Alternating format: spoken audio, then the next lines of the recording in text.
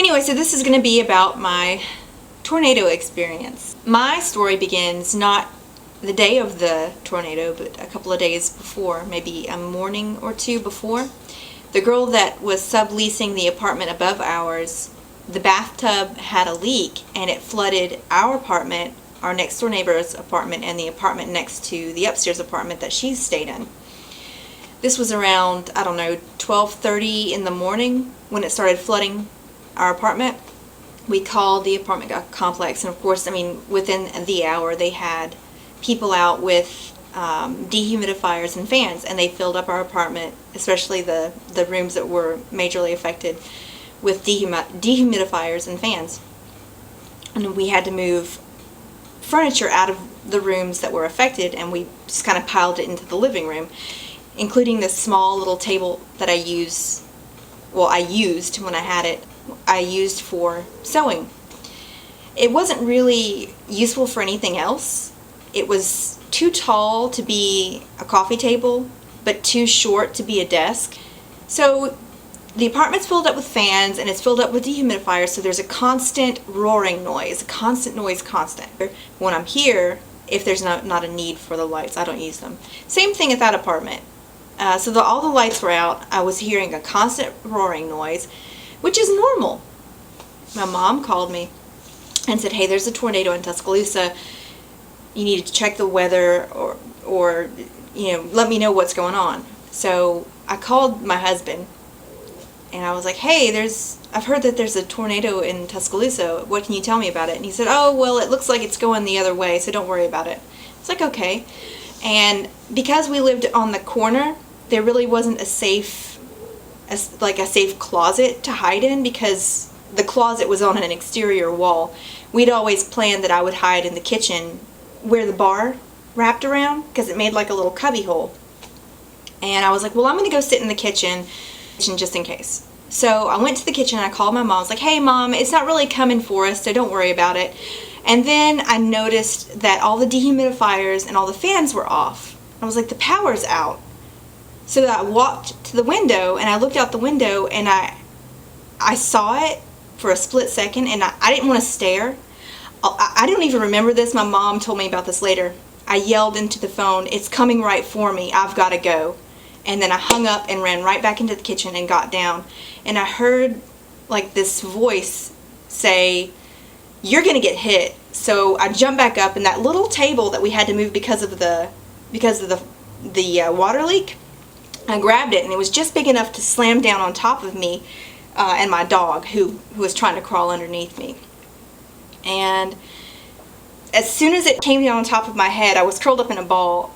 It hit, and it sounded like if you could imagine putting an apartment in a blender, like a giant blender, that's what it sounded like. And I just covered my face so that my eyes wouldn't get hurt, and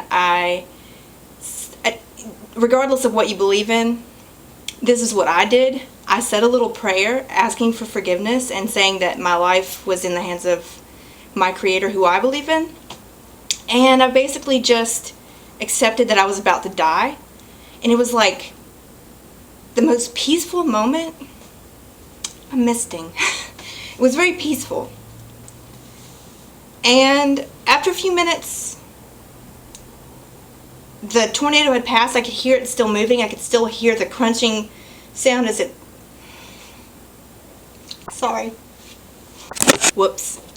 Still, it's almost 2 years now, and it's still a little bit emotional, because I don't think about it much anymore, or I try not to. I think about it when we have a storm, and then I get really anxious and nervous. But yeah, sorry. Anyway, so after the storm passed, I could hear people screaming, and I could hear alarms. Tons of car alarms were going off. I think I just flipped off the camera. I'm sorry. Tons of car alarms were going off. And I was just laying there, and I heard somebody, it sounded like he was in my apartment and he was screaming. And I was just, just trying to be calm and figure out if my body was complete. I mean, because, there was the front door and drywall and all kinds of stuff had landed on top of the table. And I have my dog with me. And, well, this guy comes running through my apartment screaming, and he falls down, and there's this little hole where we kind of are face to face with each other, and he starts screaming at me, "Are you okay?" And I'm like, "Yeah, I'm fine," because I'm calm. I'm still calm from accepting that I was about to die. And so he's freaking out, and he's like, "Are you okay?" And I'm like, "I'm alright." And he starts ripping things off the top of my little hiding spot.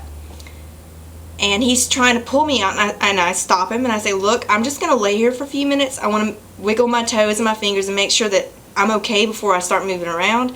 And he was like, "Okay." And I was like, "Well, just, if you're alright, then we'll just say our goodbyes now." But he was like, "Alright." I'm paraphrasing. The conversation was a lot more intense than that. But he leaves me, and I'm sitting there, and I feel alright, and everything's working so far, and I feel my head, and there's drywall ground into my scalp, but it feels intact, and I'm like, okay, everything's alright so far. I had like a tiny little cut on my arm. Other than that, I seemed okay. So I grabbed my dog, and I found a leash, and I clicked the leash on. But Archer's fine. He was okay. I checked him over. He was alright. And then it was just a matter of people digging neighbors out of the wreckage. Basically, after that, it was just me and my neighbors trying to get other neighbors out, and then trying to find shoes for people, because a lot of people were sleeping from finals. They came home and they just exhaustedly fell into the bed. So a lot of people needed shoes and clothes. Our apartment, there were parts of it, like the computer room that I was in was completely crushed, but the kitchen, like my little tea set, was just sitting there on the counter. It was fine. But there were other places that were just completely crushed in. The kitchen, other than the front door and the drywall landing on top of the little table, everything else was okay. There was no roof, and the front door was gone. The back room was gone, and the guy that was screaming, running through my apartment, he landed in my bathroom. I called my husband. I said, "Please call my mother and tell her that I'm okay." And he said, "Oh, okay." He called her, and he started on his way home. He was riding his bike home, and he wasn't worried because he had spoken to me, and I told him that I was fine. So he gets on his bike and he starts to ride home, and there's a point that he can't cross anymore on the bike. And where we live, you get a really good view of the neighborhood on top of this bridge. And as soon as he had gotten to the bridge and he saw the neighborhood, he told me later that his heart kind of skipped a beat, because he didn't know that it was that bad. But then he said, "You know what, she's fine." And he came down, and we walked out of Alberta City to the campus, a couple of miles away. And we stayed the night in the rec center. And then my mother-in-law and my father-in-law picked us up and whisked us away to their house, where I stayed a couple of weeks. Stephen stayed a week and then came back, and then I stayed 2 or 3 weeks and then came back. It was a very strange experience. Before this happened to me, I had complained a lot. I complained about we were going to lose our deposit because the walls were getting scuffed up from the bicycles and from my husband's shoes bumping up against stuff. And I was complaining that I didn't know any of my neighbors. I was complaining about the car. We were about to have to replace the windshield wiper motor.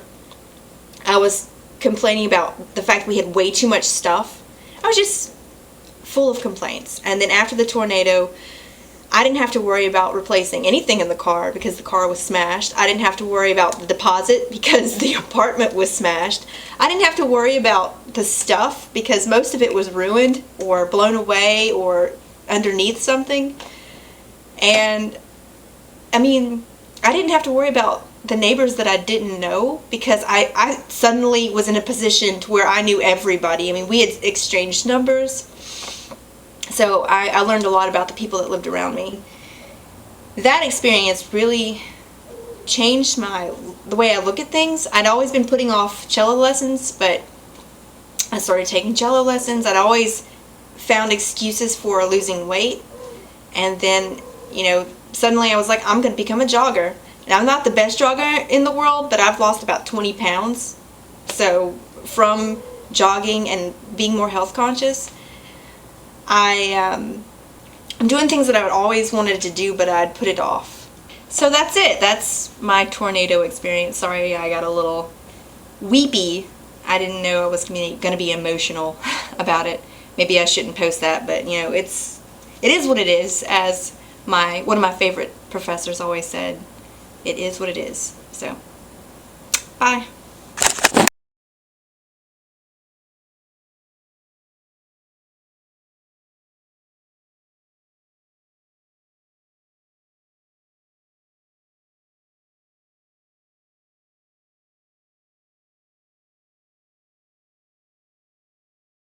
I just found a video from one of my neighbors where he was walking through the apartment complex afterwards, and I'm going to link it somewhere on this, maybe here.